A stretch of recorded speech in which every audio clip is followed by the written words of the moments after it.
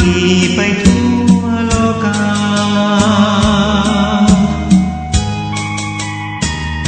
ตุเจ้าในวังสิงคำขึ้นธรรมาทองผิวพรรณผุดพองเปล่งปลั่งออกทางตาสุขจากภายในคนรุ่นใหม่ว่ามีออร่าจิตท่านสูงด้วยเมตตาให้ธรรมะกับสาธุชนวัดวังสิงคำสายน้ำแม่ปิงไหลฝูงปลาแหวกว่ายพญานาคโปรยสายน้ำมนต์ชุ่มฉ่ำหัวใจญาติโยมได้สร้างบุญกุศลพระธาตุศักดิ์สิทธิ์ช่วยดลบันดาลโชควาสนามรดกธรรมคำเมืองวัดวังสิงคำยอดวรรณกรรมเป็นภูมิธรรมของคนล้านนาร่วมอนุรักษ์วัฒนธรรมประเพณีล้ำค่าธรรมะขององค์สัมมาใครมีปัญญาย่อมพาคน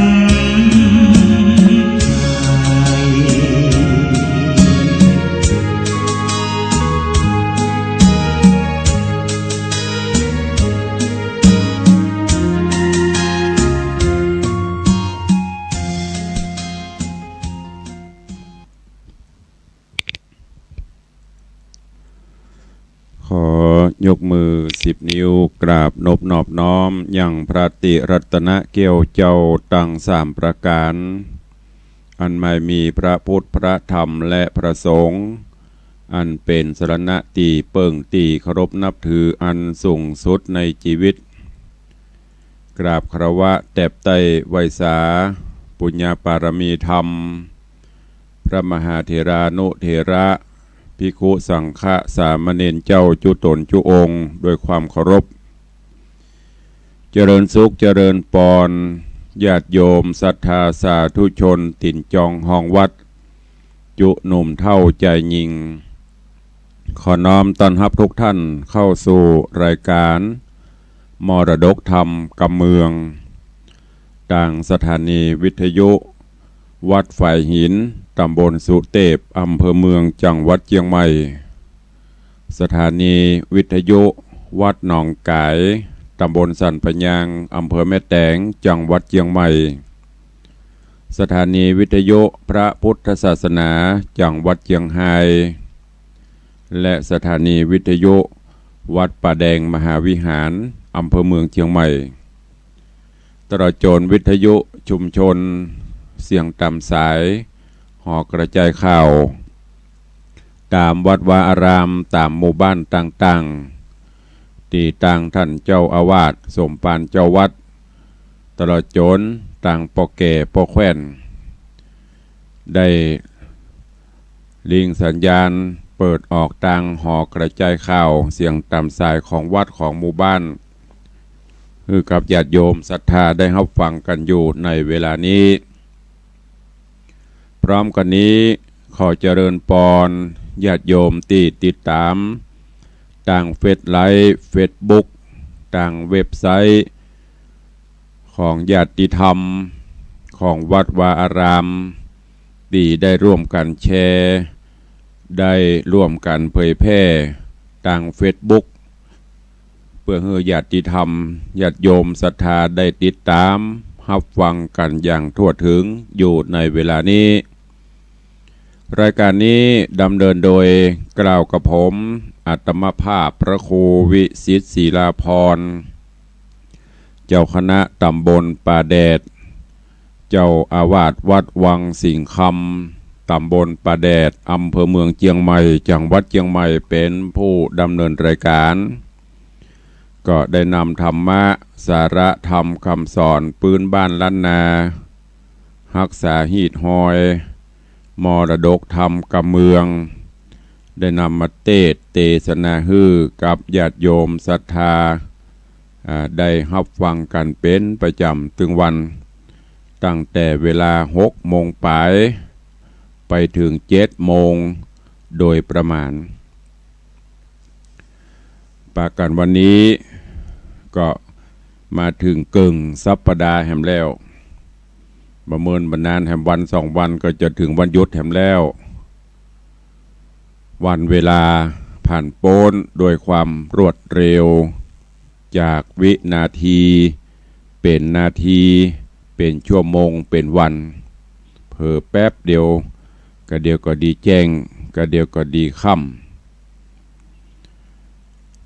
เพราะฉะนั้นก็จะได้ประมาทในชีวิตในความเป็นอยู่เนอะเร่งรีบสร้างกุศลคุณงามความดีปั่มเป่งปารมีทำไว้บุญกินบุญตานนั้นไซจะได้ติดตามเฮาทางโลกนี้และโลกหน้าเวลาขณะนี้6 โมงป่ายแล้วเนอะ6 โมง12 นาทีไผยังบัดตื่นไผยังบัดลุกเตื้อลุกได้ละเนอตื่นได้ละเนอนกหนูกาไก่ลงเสาะว่าหากินมนุษย์เดินดินลุกกันได้แล้ว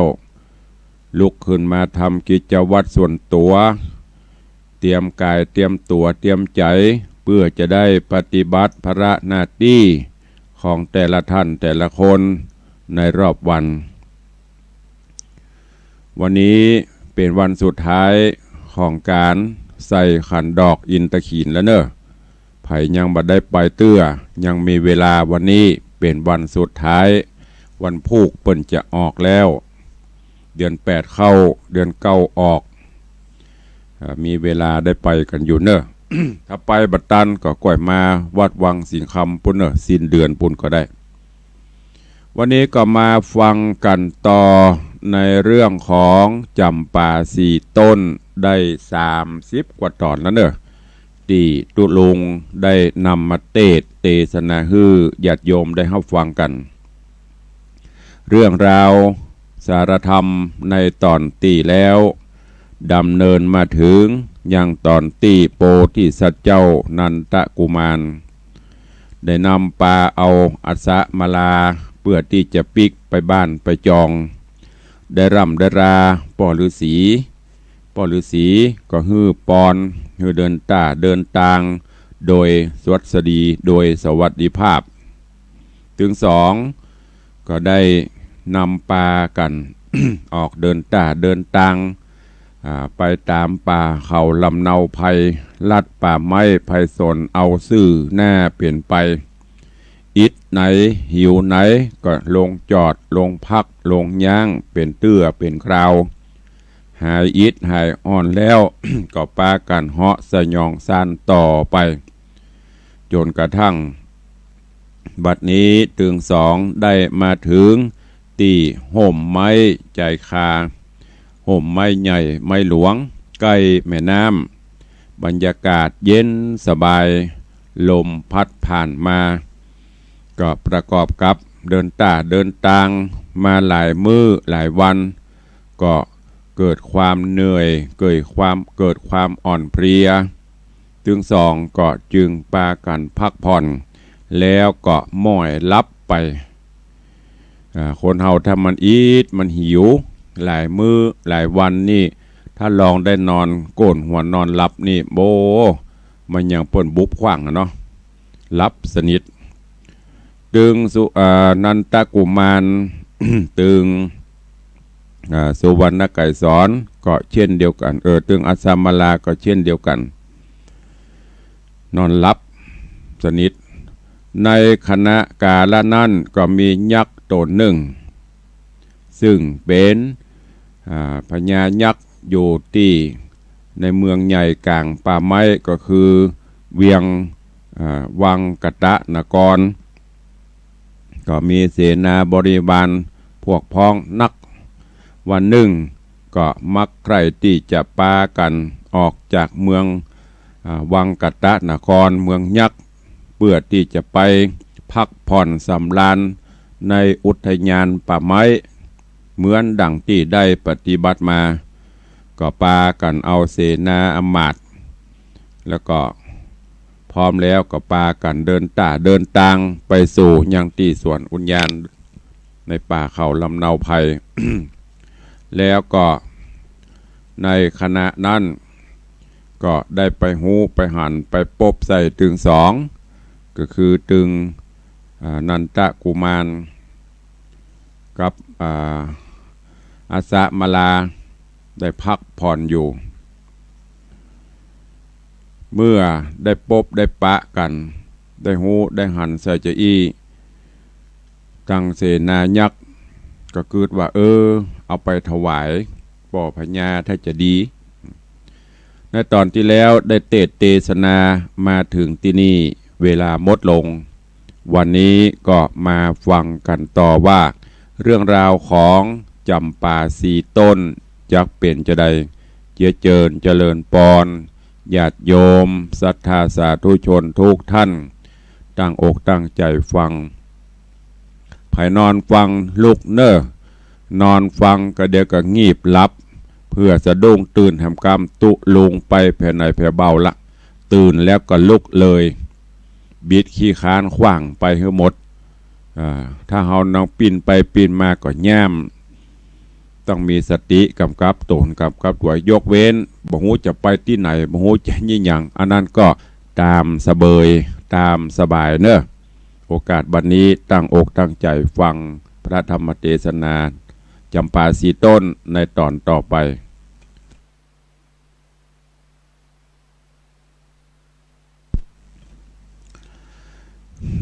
นะโมตัสสะภะคะวะโตอะระหะโต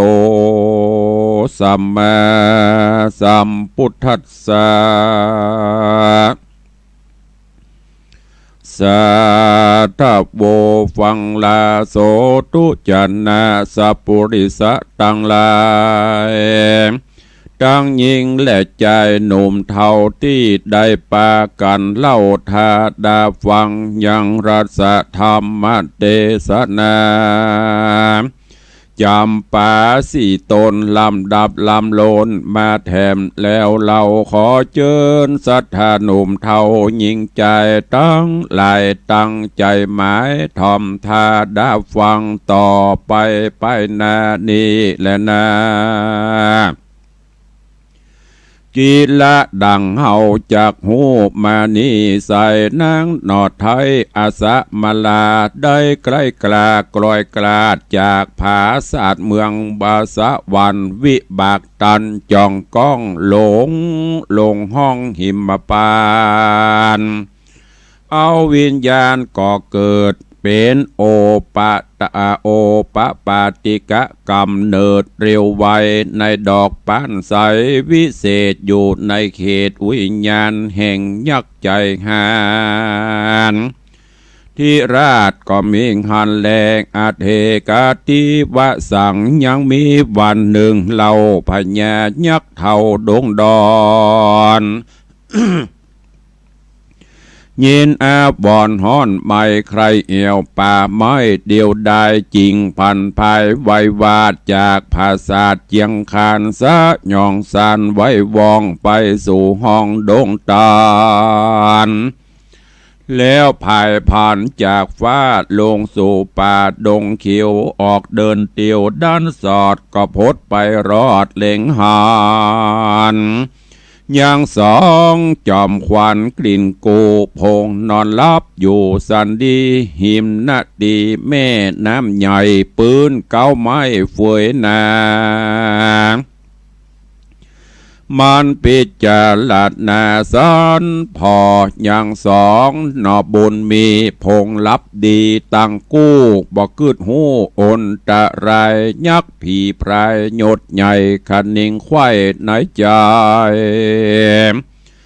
ว่าเป็นสันได้นี่เล่าสองหนุ่มเนาหญิงใจเตี้ยวผ่านภายมารอดแล้วยังจอดเศร้านอนกลางดงดอนเถื่อนทองไกลจากห้องเมืองโคน บ่มีมนต์ศักดิ์สวาดโสมป้านอาจนำแน่บ่โพดมารอดได้เถิงป่าไม้หิมปานสัตว์ตัวหานป่ากวางกือแรดจางเสือมียักดงรีหยาบจ้าเตี้ยงกุมกว่าเอาไปบ่มีไผ่เตียวสอดพดมาหอดดีลีเวนระสีตนวิเศษตนโจเปทะรงญาณได้ถึงชานแจ้งจอดศีลเกี้ยวยอดวันนะไวจริงอาสะไรอยู่ใดกลางป่าไม้ดงนาส่วนสองขานี้เล่าพงหนุ่มเนาเปิงแปงเตี้ยงเป็นกู้แฝงห่วมห้องมาลอดตองแดนไกลบ่มีภัยมาตองในแห่งห้องกาญาสันได้จะต่างกู้มานอนอยู่หนิมเศร้ากวนกูเอานางอ่อนงามจะจรเหลือตาไปเป็นจัญญาห่วมคางอยู่ภาสัตว์กวางห่อจอนละผัวมันค้างไว้ในป่าไม้ดงดานยักขุนหาขุนมานกึดแล้วก็สวาดมนเกี้ยวเร็วปันเฮือสาลีสุพันกลิ่นกู้โอได้รับอยู่เหมือนตายยักผีปลายหาวหาดก็อุ้มนางนาดสมสลีแล้วก็รีบหนีบ่จ้าสะยองคืนฟ้าไปบนลำไพศาลเถื่อนทองไปสู่ห้องเมืองมันกันไผ่พันไปหอดตีผาศาสตร์ยอดหอควางก็วางนางน้อยอ่อนงามจะจ้อนเจียงคานบนปั่นหลังการแตนเกี่ยววางลงแล้วสวาดมนต์ดีนางสมสลีปีกฟื้นหูคิงตื่นหมื่นตาก็มิงหันเล็ดนาสาปนาปะโพชิตวาอันวาดนางปทุมมาไก่สอนนาไทยหูคิงได้เร็วไวนางตกใจสัดลังลุกขึ้นนั่งสะปานและตาหันยักษ์ใหญ่นั่งอยู่ไกลกองตาและพอหาลืมเล่าบ่หันพี่เจ้าผัวควานสรีโสภานนอนลาโตกขป้านำนายินสังกาหลายแหล่ขะนิ่งแผ่ในใจว่าเป็นสันใดดังอีกูกับปี้ใส่ตาเดินดงนาหิวหอดป่าการย่างจอดเศร้านอนกลางดงดอนป่าไม้ที่จิ้มไกลวังใส่เป็นสันใดบัดนี้มาอยู่ที่พังกาแห่งยักษ์ขาปูเทาผัวงิขินเจ้าไปนายหรือยากอย่างไรหยาบจะได้กุมกว่ากูมาละสามีกาขังไว้ในป่าไม้ดงตานหรือตัวมันยักหยาบได้สวาบกลืนกินอย่างนอนนรินเจ้าจ้างกลางป่ากวางดงดอนหรือกูอาบวอนหลายหลากลับแล้วหากฝันไปนางก็มาขานิ่งน้อยที่ซ่อนกึดสอดดันหลายอันก็บ่หันแจ้งทีบ่เสียงตี้สังกาส่วนพระญายักษ์เท่าหันนอนเนานารีโฉมงามดีใจจะดังนางฟ้าสาวสะวันลุกมาปันนั่งอยู่บอกกล่าวอูกำดา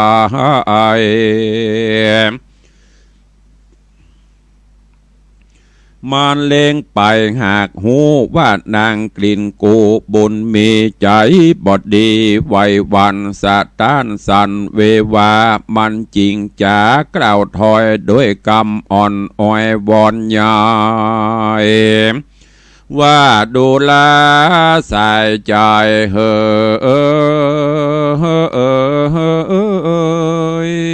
น้องไทยอย่าได้โศกไม่ขี่โคมอย่าพารมหลีกลี่ไปสู่ที่แดนใดปี้หันใส่ใจน้องเนากลางป่าเศร้าดงดอนนางพงนอนมาม้อยอยู่กับกู้หอยสามิกาปี้ก็มีปิญาฮักขอดหมายเอายอดนารีมาเป็นเตวีแนบข้างห่วมก่อสร้างเวียงใจจริงเร็วไวนำน้องจากเถื่อนทองดงนาโดยเบกหาอากาศจริงถึงภาษาเร็วปานขอจอมขวัญยอดซอยอย่าดำก้อยเครื่องใจอย่าอะไรโศกเศร้าถึงผัวเก่ามึงนางอันปีวางละไว้กลางป่าไม้ดงเขียวนางจักเตียวเสาะใส่บ่จวบใดแดนใดจุงตัดใจฮือขาดอยู่ภาษาเจียงคานจากสามลานเตียงเต่าตุกข้ามเจ้าคืนวันสะลีสุพันหน่อยนาดฟังถอยวาดกำจาแห่งยักขายดใหญ่ยินโคดไม่ปั่นไฟ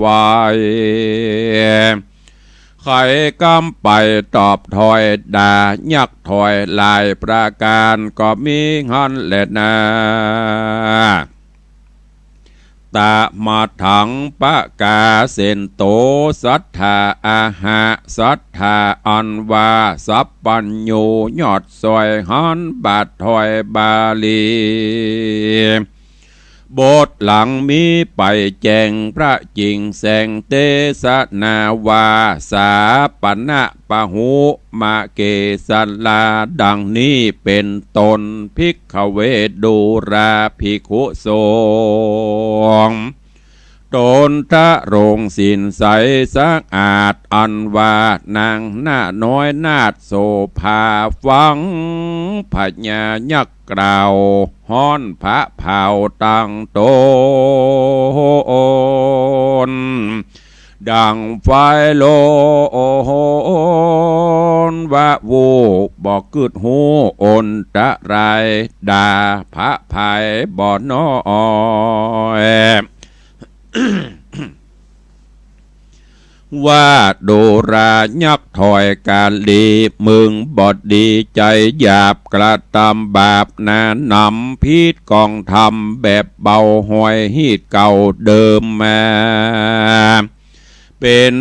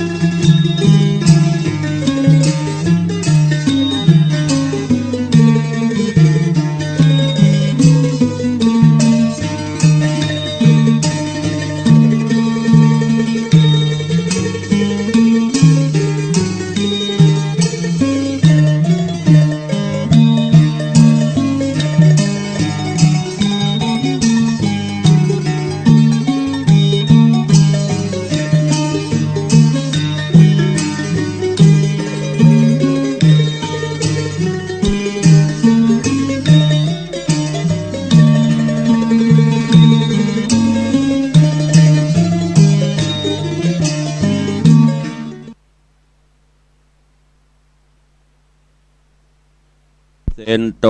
สัทธาอาหาสัทธาอันวาสัพปัญโยยอดซอยหันบาทถอยบาลีบทหลังมีไปแจงพระจริงแสงเทศนาไว้นานว่าดังนี้ภิกขเวดูลาภิกขุทรงตนทะรงสินใสสะอาดอันวัดนางน้อยนาฏโสภาฟังปัญญายักกล่าวฮ้อนพระเผาตั้งตนดังไฟหล่นวะโวบ่เกิดหูโอนตะลายดาพระภายบ่น้อยยักใจถอยหาวหาดฟังนางนาดไข่จ้ามีโกธาโคดห้าเอาเนียหน้าเมาจังกังตั้งหูดังฟ้าฟาดกัดเขี้ยวงาดปุนกัวคนตามตัวงอดหนวดต้วงตอดไปมาสองแกนตมาบดะปากกาบเร็วไว้โคตรตัวไหลมาไกลย่อมือไว้ดะกามแล้วไข่กำห้องด่าว่าดูแลอีหยาบจ้าจังไร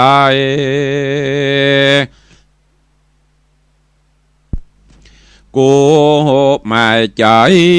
กึดควายจริงหือเมืองใดสวดสดีเอามาเป็นเทวีแนบคางมึงบ่อังแปงปานกูบ่ปันวางปล่อยหือเมืองกาดก้อยไปไหนบ่มีใจร่วมห้องจุงเข้าต้องตัวกูบ่จูด้วยง่ายมึงว่าให้นำนาว่ากูปลาบาปเศร้าจักได้เข้าอาบายมึงจุงไม่กล่าวอูฮือกูหูตามรายว่าอบายนั้นใส่อยู่ที่ไกลหรือไกลกูจักไปแลพอฮือแจ้งต่อสายตากูเกิดมาเมินแก่จากต้องแม่ใส่ใจจำเลิ่นไว้หนุ่มเดาถึงฮอดเท่าเป็นพญาเลือตัวดาวแดนไกลบ่มีภัยอาจกล้าว่าดะมาดาว่าเฮือเทิงหูว่าตนกู ใจหยาบบ่สุภาพตามธรรมโตดมึงน้ำลำโลนบ่หอนโป้นมรณาบ่หอนนาโป้นมรณาโตดมึงนามันก็ยื่นมือมาบ่จะหมายย่วมกว่ากำคอแห่งนางสบนอไทยเพื่อเอาเลี้ยงยางเอาเลี้ยงใส่ตัวมันสะลีสุพันนอดเนาขัดนิ่งเล่าในใจว่ากวนกูไข่กำอ่อนหือมันผ่อนเครื่องกากันว่าหาดกันว่าจะหยาบจ้ามันเตี้ยงขาบำไว้จักดาตายปังเป่าบ่หันเขายาใดกวนอดใจอยู่นี่กึดหาตี้อุบายกวนผ่านภายนี้กว่าเข้าสู่ป่าโดงนาสะแหวงหาเสาะไซยังปี้ไทยใส่ใจสาลีน้องใบหนอแก้วขาดนิ่งแล้วสับปันแสงใจมันโจมจื่นยอมมือยื่นอันจุลีขาบวันตียักเท่าอันกำเศร้าปะลาเยี่ยมายาแลพอออกปากรอกำหวานว่าข้าแด่เต้าผู้บ้านเจียงเจ้าโตนเป็นเก้าปารา น้องนี่นาไปหูได้กล่าวอูไข่กำย่อมผิดนำแต่โสดหากมีโทษถึงตาย ขอปี้ผายโพดแผ่งดโดดแก่นางยิงน้องขอปิงเปิ้งปี้อยู่ตีนี่นันไปเจ้าห่อใจยศใหญ่จักแต่งใจกระทำการอันสามันต่ำจ้าหรือจักฮือข้าคนไกลเป็นนางในภาศาสตร์เป็นนางราชเทวีน้องยินดีกูเจือจักไฟเอือตามกรรมขอองค์คำเจ้าฟ้าอดใจทารอราเฮือเครื่องกาขาน้อยได้กราดกร้อยบางเบาทุกมองเงาเสียงขอดหือหิวหอดไม่หายบ่เมินหลายเต้ใส่ขอพี่ไทยคุณนา โอดรอราอยู่ท่าตามดังคาบอนวานยักใจหันเฮาหาดฟังนางนาดไขจายินขุนนาคาคอยจิตย่องหอยใจจงวางมืดลงบ่จาบ่คำคาราวีมีใจดีโจมจื้นดังได้หมื่นคำแดงหมายได้แฝงห่วมคอนกับนางอ่อนโสภาจริงมีอาจญาโปงขาดหือนางนาฏสนมน้ำนางอุดมกลิ่นกูไปจอดอยู่หอดในฮือนางเตรียมใจหนุ่มเนาวังแวดเฝ้าเป็นปริวารก็มีหันเล่นนาสาลาติญาสัมปตาญะกันกลางคืนมาหอดนางเกี่ยวยอดปทุมมาไก่สอนยินอาบอนลายแหล่น้ำตาแผดลำไหลนอนอยู่ในภาศาสตร์แห่งยักษราชปราปาลามีกัญญามวลหมู่วังแวดอยู่จุปาย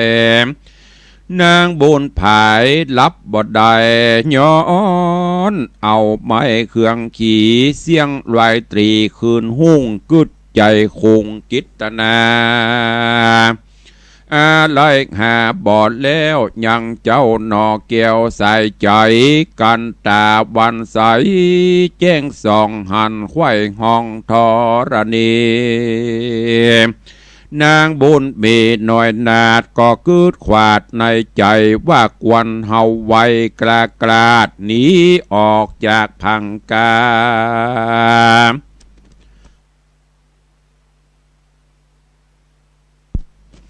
แห่งยักขาปูเท่ารีบไต่เต่าภายพันเข้าดงตันป่าไม้เปื้อเสาะไซ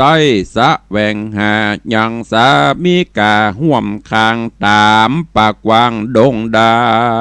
น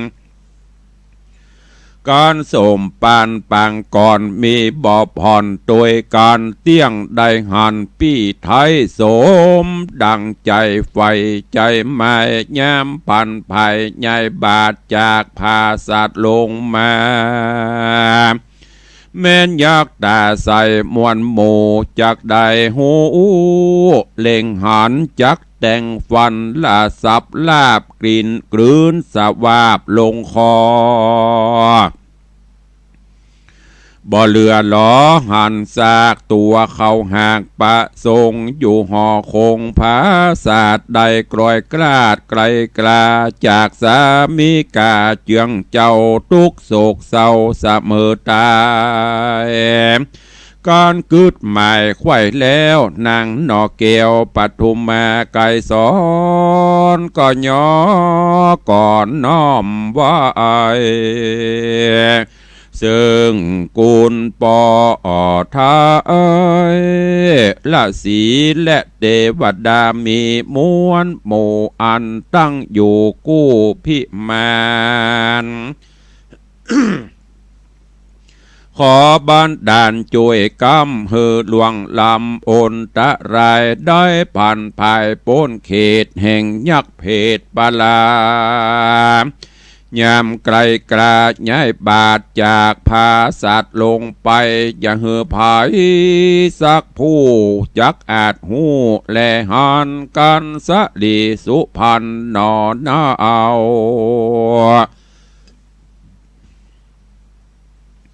นบกลมเกลาวันตาริร่ำจาเมียนแล้วก็กราดเกลียวเร็วไวจากหอดในภาศาสตร์แห่งเต้าที่ราชยักขาจุมกันแย่หนุ่มเท่าอันแวดเฝ้าใหญ่ใหญ่เสนาหลายห้าวหาดตั้งอำมาตย์แน่กันไผบ่หันสักผู้ไผบ่หูสักคนลงจากบนภาศาสนางน้อยนาดโสภารีบไกลกราเตียวต้องออกจากห้องเวียงใจบ่มีไผ่สักผู้จักอาจหูและหันย้อนขุนสะวันบุญใหญ่และเตปะไทยไพศาลหากบ้านโดนส่งอยู่บ่ฮือเขาหูและหันกันไปพันลาพรากออกโป้นจากเวียงใจนางนงใบแวนฟ้าก็สะเพาะหน้าสู่ดงรีก็มีหันและนานิติตังขีญาสังวันนาวิเศษจะห้องเหตุธรรมเทศนาจำปาสี่ต้นก็บังกลมสมเรศสเดช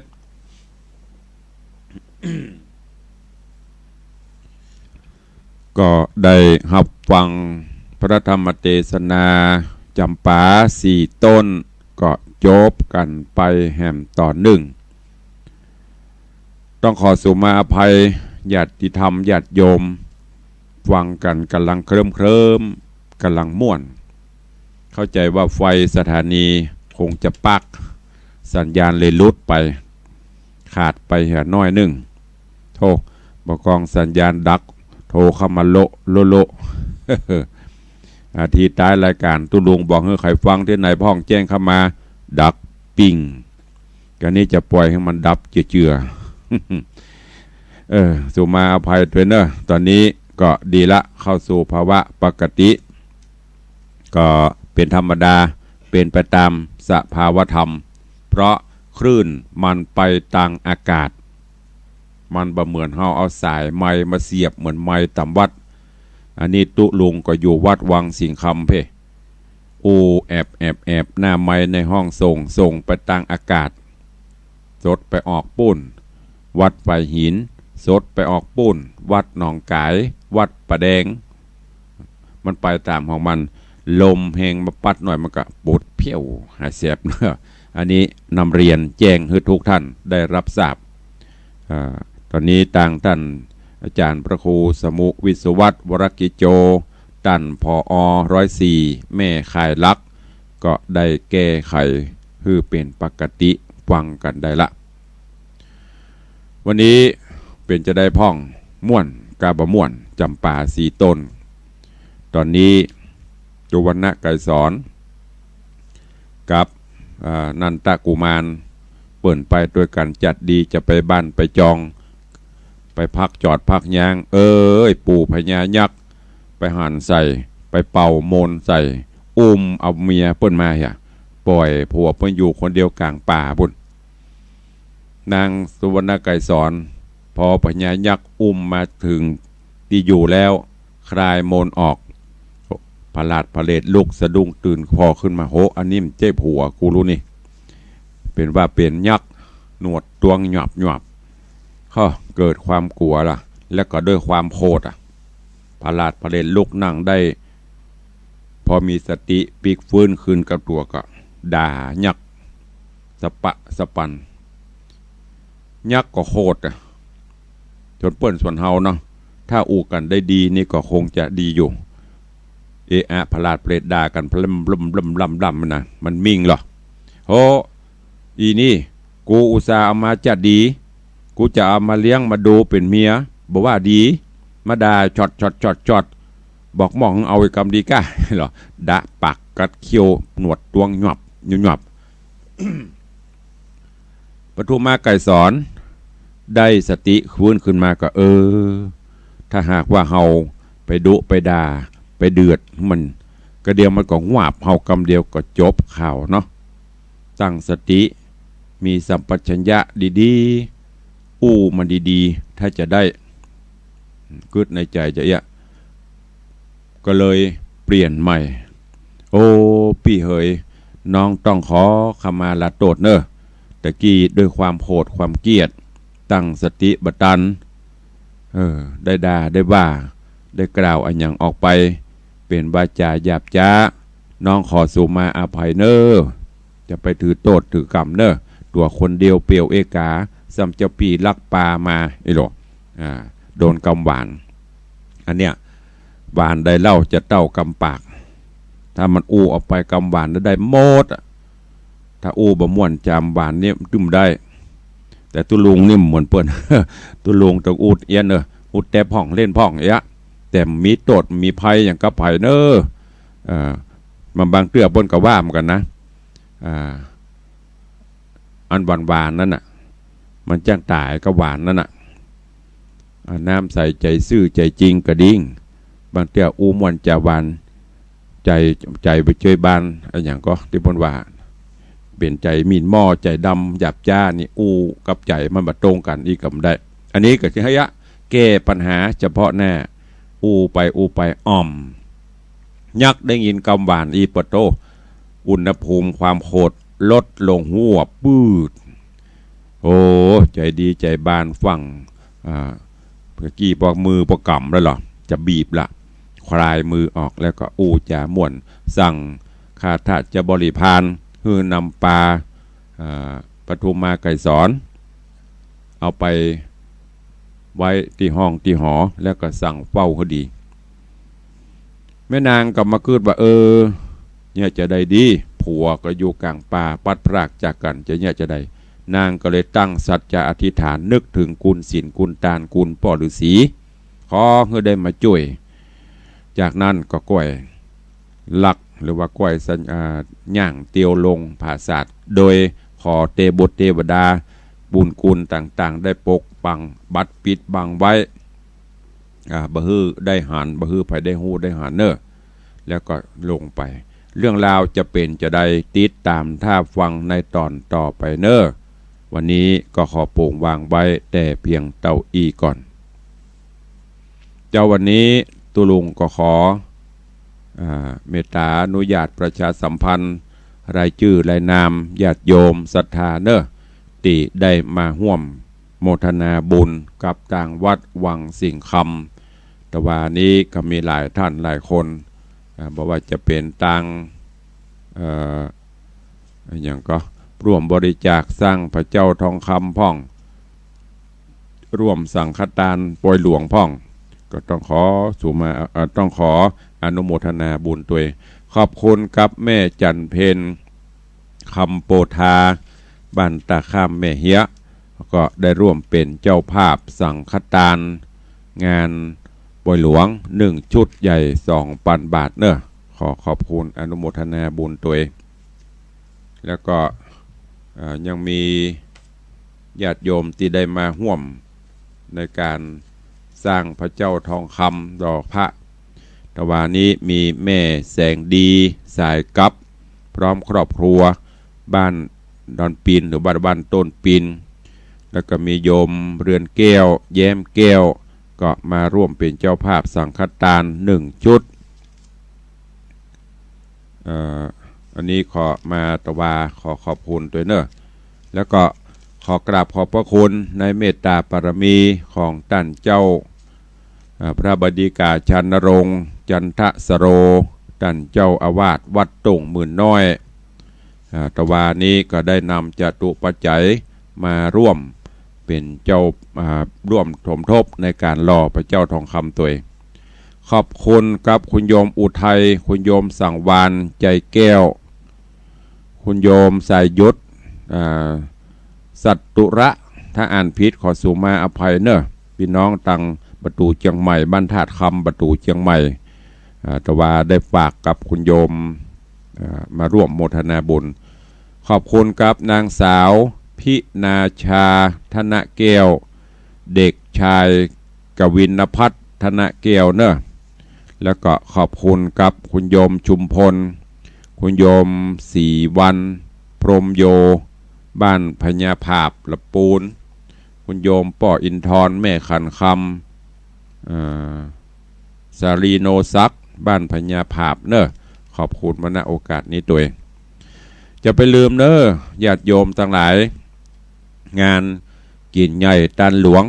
งานรวมญาติธรรมงานปวยหลวงที่วัดวังสิงคำแล้วก็งานทำบุญส่งน้ำพระธาตุเจ้าเจดีย์ประเพณีใส่ขันดอก108ประจำปีกำหนดการวันที่29-30มิถุนายนนี้วันนี้วันที่5แล้วเว้ยนะเหลือเวลาแถม20 กว่าวันก็จะถึงละแล้วก็ไปถึงวันที่1 กรกฎาคม3 วัน 3 คืนเนอะนิมนต์หัววัดหัววาเชียงใหม่ละปูนแล้วก็ในอำเภอต่างๆ300 กว่าหัววัดปอยหลวงคงจะเป็นวัดสุดท้ายก่อนที่จะเข้าพรรษาสุดท้ายของปี2562นี่ละมากินห่วมตันเติงตัวกันเนอะตุลงขอเมตตาเชิญชวนญาติธรรมญาติโยมผู้ฟังทุกท่านได้ร่วมเนอะร่วมตุด้วยตุลุงเป็นเจ้าภาพตานห่วมกันสังฆทานเนอะตุเจ้าพระสงฆ์องค์เนรนักนิมนต์พระสงฆ์เฉพาะมาเจริญพุทธมนต์นี้ก็ประมาณ160 กว่าตน160 กว่ารูปก็เป็นพระที่นักอยู่ถ้าญาติธรรมญาติโยมมาช่วยตุลุงกันนักอกอยู่เนอะเขาร่วมกันเป็นเจ้าภาพสังฆทานชุดใหญ่ชุดละ 2,000 บาทชุดกลางชุดละ 1,000 บาทชุดน้อย300 บาทหรือจะร่วมเป็นเจ้าภาพภัตตาหารเพลถวายพระเจ้าประสงค์ก็รูปละ150 บาทเนอะแล้วก็เจิญมากินห่วมตันเติงตัวกันโดยจะมาวันใดก็ได้เวลาไหนก็ได้วันที่29-30วันที่1มาเจ้า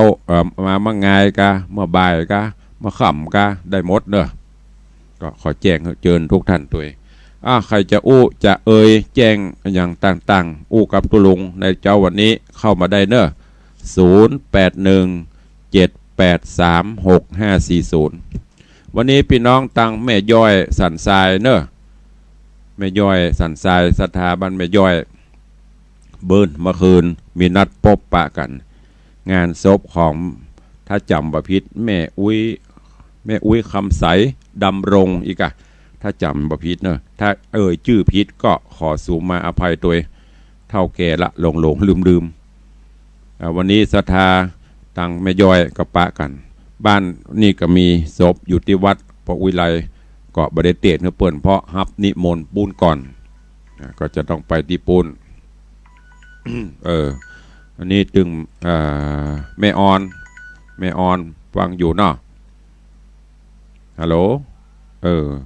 สาธุอนุโมทนาอันนี้หันเลขก็จำได้ละเพราะมันอูดถึงวันขอบคุณเนอะแม่ออนรายงานตัวเข้ามาขายแหมเจริญปอน